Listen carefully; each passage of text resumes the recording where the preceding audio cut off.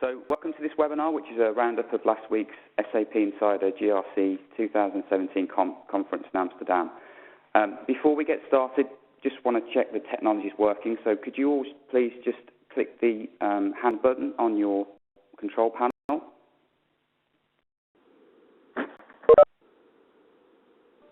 Okay, that's great. So maybe you were there in person last week and you were looking for a recap, the highlights of the show, or you weren't fortunate to make the event in person. So we've got a roundup of the show from both Richard and Simon, who were there for the duration of the conference. So Simon, Richard, 3 days in Amsterdam and you made it safely home. Good job. So you could run today's webinar, so we're pleased that you did that. Apart from the event, did you get a chance to see much of the city? Hi Craig, it's Richard here. Yeah, we had a couple of evenings out in Amsterdam. It was a great event. I had to leave on Friday morning because I had some tickets to a gig actually on Friday afternoon. So yeah, it wasn't due to the Amsterdamage, but yeah, it was a good time. Yeah, same as that, Craig. Simon here. So. Yeah, we had a good time. SAP hosted one of the dinners, which was always nice of them, and then we took out a few of our customers and some good friends from the organisation that we've known for a long time as well. So always good to catch up with some familiar faces and meet new ones. But again, yeah, no particular damage done. There were none of the traditional trappings of Amsterdam enjoyed.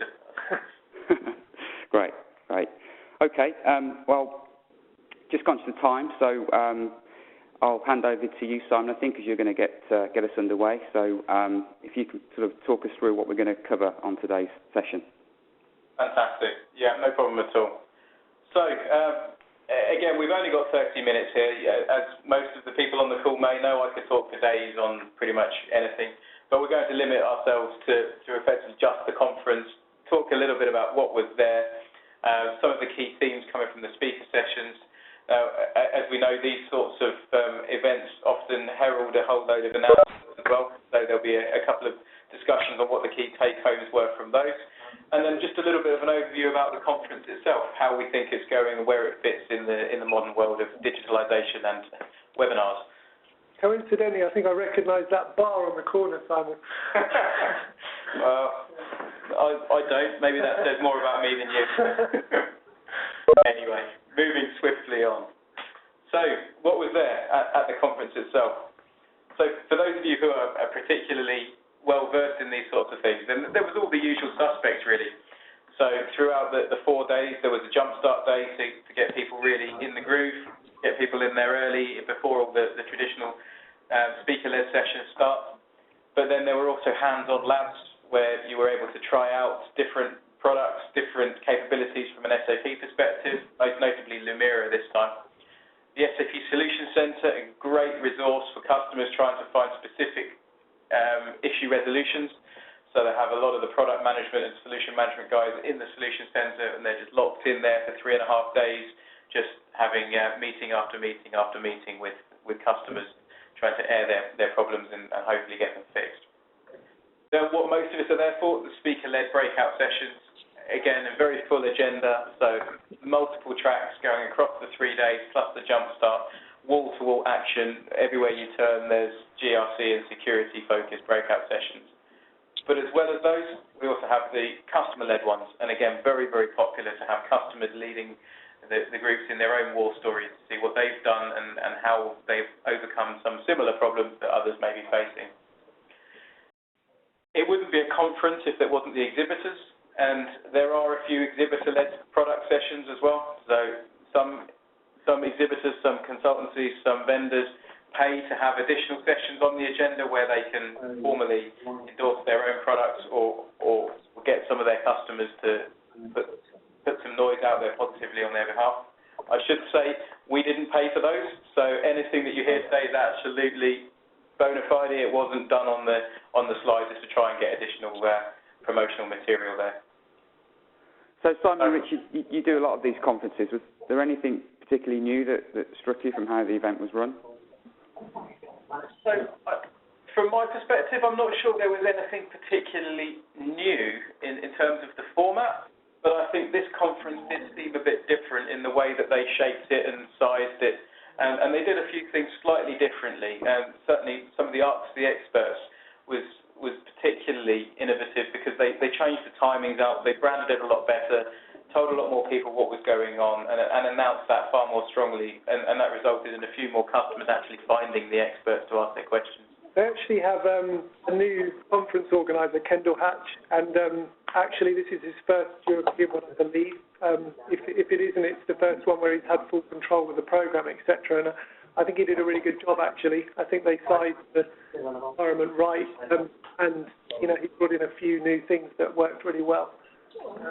Particularly the customer speakers as well. There were quite a lot of new customer speakers there, and in the past they've churned the same ones out regularly, so it was nice to see some new ones.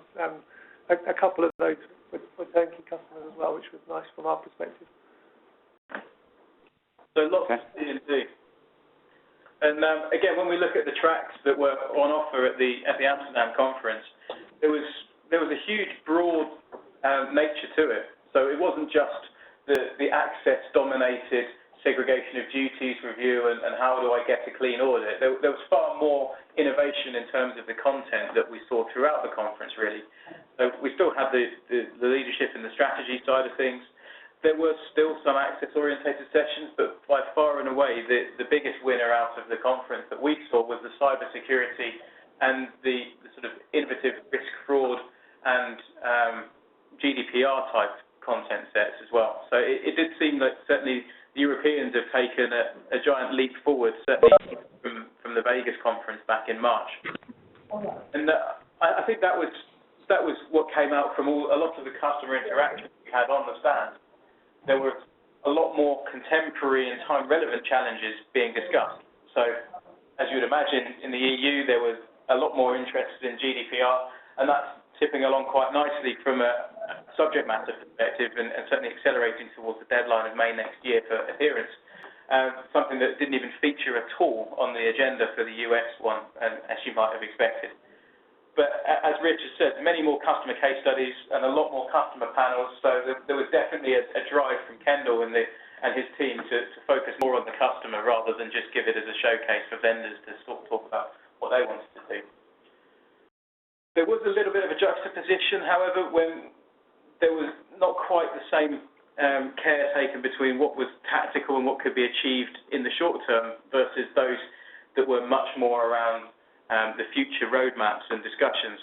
Certainly we had anecdotal feedback that there was a heck of a lot on there from a visualization point of view and things that you should be looking at in the next 2 to 3 years, but where their drivers were to actually try and get some tangible, what can I take home and put in place immediately when I get back to the office.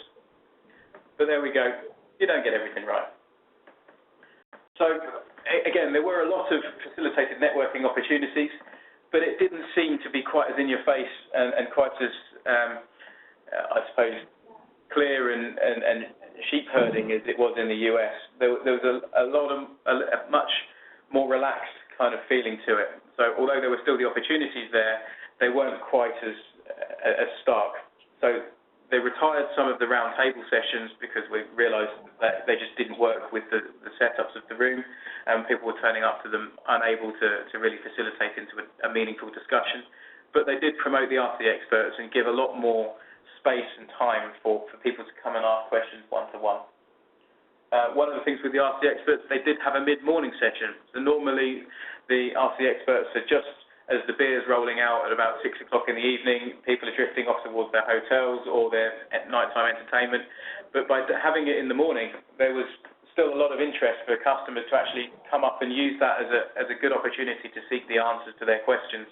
And that certainly came to pass with one of our guys, Matt Harwood, who actually had double the amount of questions that I think the rest of the team has had for the past 2 years, having two. So yeah, really good, really good. So looking at the exhibition hall, a shameless plug here for the Turnkey stand, but as you can see, our livery was fantastic. The booth looked great. So credit to all of our marketing team for getting all of that handled and sorted and specced and printed, etc. So again, that was in full swing. I must say, biased as I am, our stand looked one of the best out of the exhibitor hall. There were a lot of people that chose to take a very different approach with their stands, and that seemed to be a bit more of a theme, really, where the trend for investing in the latest and greatest and having the biggest and bestest booth seems to be dropping off a little bit. T-Systems clearly didn't get the memo. They went full in and had everything that you could mention, plus more besides, with 3D printers, coffee machines, caricatures, and all sorts of things. But, yeah, most of the time there was a little bit more prudency with perhaps the marketing spend, with a little bit less merchandise and giveaways, as has been a hallmark of previous sessions. I don't think I've ever seen a 3D printer in real life. That was quite good, actually. It was indeed. Still don't know what it was trying to print, but some sort of pink plastic blob coming out the end. They have a little bit of a way to go. Anyway, moving on to the actual content of the conference itself. So, I wanted to talk about the spotlight a little bit. So this is we were really privileged to be invited to do a short section of the spotlight by Kevin McCollum and Chris Johnson. And that was basically focused on a sort of official launch of our Bedrock service, which we've been up and running on for about a year now. We're just about to release our first case study with Sodexo on that. And it was really nice to be able to showcase that and to talk to customers about that over the course of the conference. SAP actually changed the format of the spotlight this year, which I think worked really well, and all credit to Chris Johnson for managing that session really well. I think he had a short interview with Michael Rasmussen, who is an analyst in the GRC area, and did a really good session with him where he asked a few questions about the terminology of GRC, some of the analyst approaches, some of the products that SAP have and where they fit into the market, etc. And then we had a session from Jochen Thiera around the product development. So Jochen is the head of GRC product development, and we had some interesting conversations with him over the course of the week around how our customers can get more access to input to the product roadmap, etc. One of the key announcements from that was the announcement that fraud management will be called business partner. Fraud management and business partner screening are going to be combined to be integrity screening. Actually, I think we've got a slight typo here. But business integrity screening is going to be the new name for fraud management and business partner screening. The other thing that was announced was and it was really pleasing to see this, a continued investment in the on-premise solution. Jochen made it really clear that there are releases of the on-premise solutions on the roadmap for the next couple of years, and also some significant enhancements to the cloud platform around policy management, and in particular a GDPR solution as well that SAP are planning to release next year. So just sort of, I don't know if that's coming up on the screen sort of but the roadmap that SAP presented that we took a picture of and attempted to show you at least. The two key things here for me, there are some enhancements this year around combining those products, around the cloud identity and access governance product, SAP tax compliance, a new product that SAP are bringing out that's going to come under the GRC banner.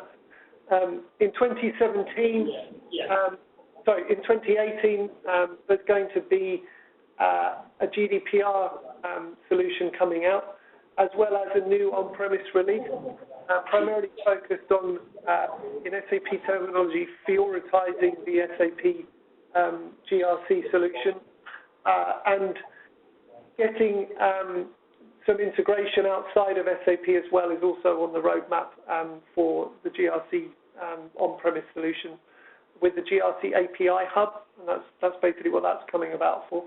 And then there is also an on-premise release coming out in 2019 as well. So that 2018 release is due in May, I believe, and that's when we should expect to see the next release. It'll either follow the new terminology from SAP around S/4HANA solutions, so it will be 0818, or it may be that it follows the original 10.2 or 11.0 release strategy, but I suspect by then it will be an S4 release platform, so it will probably be 0518 will be the next release name. And that will follow on to a 2019 release along similar lines. Fantastic. Thank you, Richard. And again, not to belittle that, but having Richard on the stage with the GRC Spotlight was certainly a great coup. And as far as we could see, there was literally just standing room only in that session. So it was great to get the exposure from our side to push the Bedrock message, but also fantastic to show that the SAP trust us to actually deliver good content from that particular forum. So looking at some of the other sessions, well, again, some of the other highlights and the other products that were highlighted there. SAP Process Control certainly has got a few good ones coming through. Jan Gardner and Thomas Frenehard took us through some of the enhancements for both process control and risk management, including a configurable end-user notification capability, which is long overdue. I'm sure a lot of people using process control will agree. Also, being able to copy some of the simpler functions in the controls monitoring functionality as well. Again, sounds very, very minor, just say that we're putting copy functions up in lights these days, but it's actually something that's pretty hard to do with different SOX timelines and different reporting period ends and all the different moving parts. So, again, good innovation there. Being able to make process controls furious by having some ready-made, tailor-made content specifically for control effectiveness allows process control to catch up with its cousins of access and risk to actually get into the Fury bandwagon. And again, some changes to how remediation plans are addressed as well.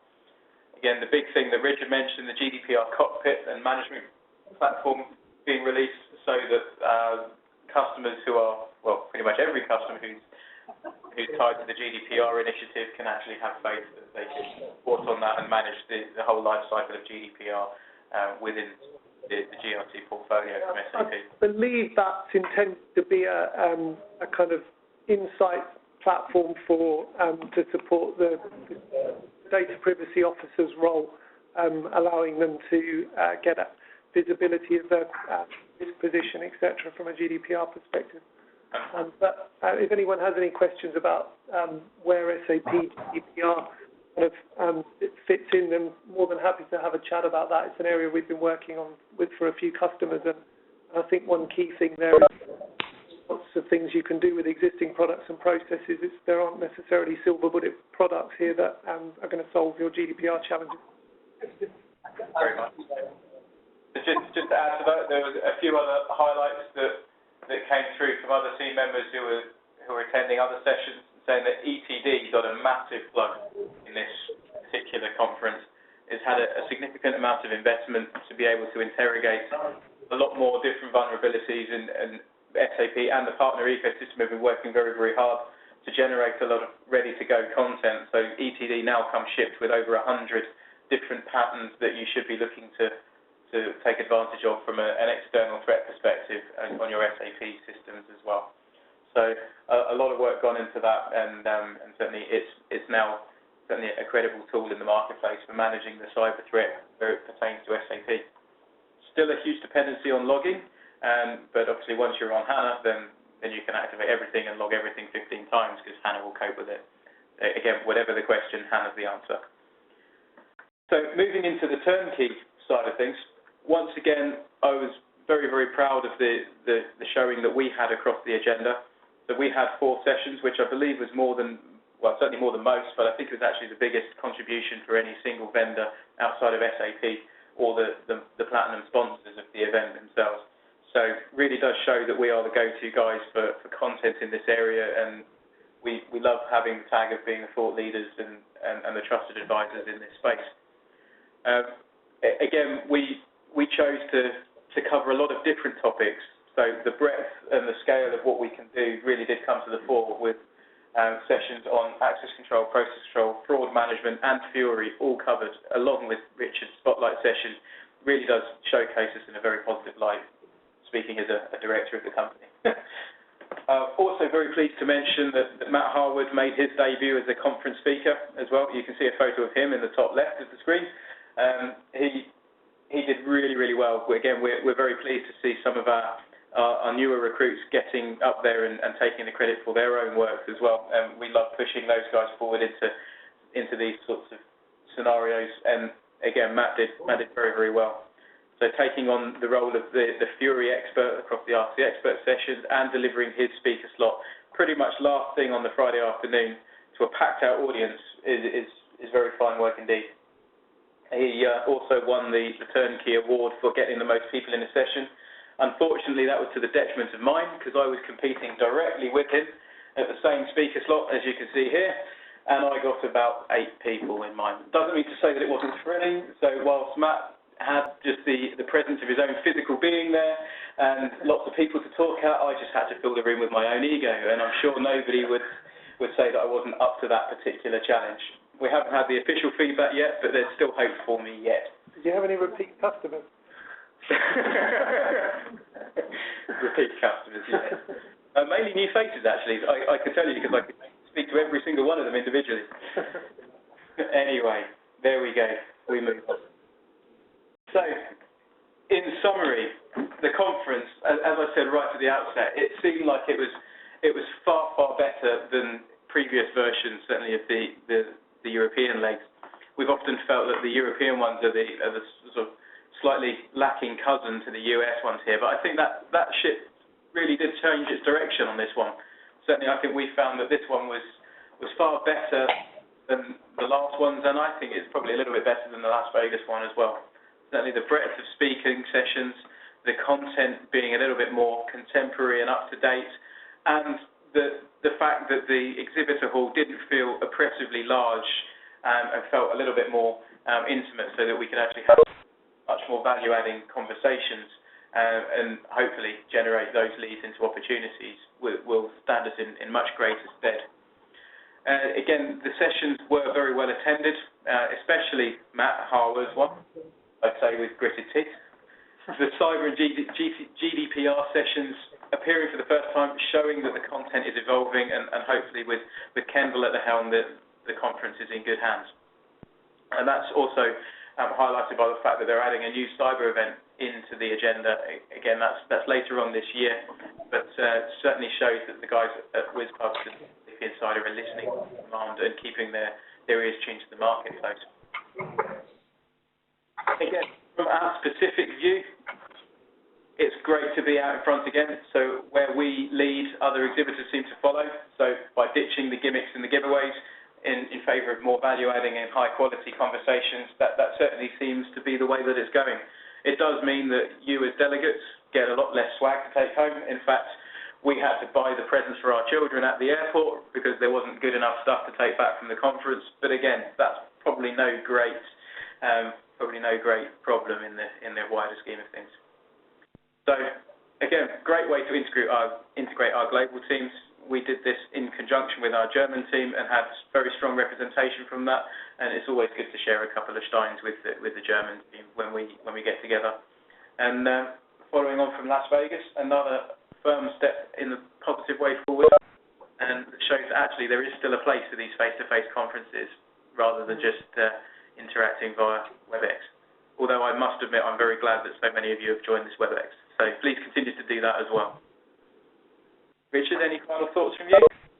No, I think that's a good summary. I think we've seen an improvement from this event on previous ones that I was hoping we would see, to be honest. Perhaps being nearer the bar from our perspective helped a little bit in terms of the number of people actively milling around our stand, but from our perspective, I think it was a step in the right direction, and I think some good messages from SAP as well. Great. Okay, thank you, Simon. Thank you, Richard. We do have time for a question or two. So if you do have a question, you can just raise your hand and then unmute yourself. So just while we're waiting for you to consider whether you're going to ask a question or not, just a few things to make you aware of. So firstly, we have recorded this session, and we will send you a link to the recording and the slides in the next day or so. We'll also send you some details of other useful resources, including our guide on GRC managed services. And you can find out more about Turnkey's own GRC managed service, Bedrock, by visiting our website. And one other announcement just to make you aware of is on the 25th of May, Richard hosted a roundtable in conjunction with Norton Rose Fulbright, a top law firm based in London.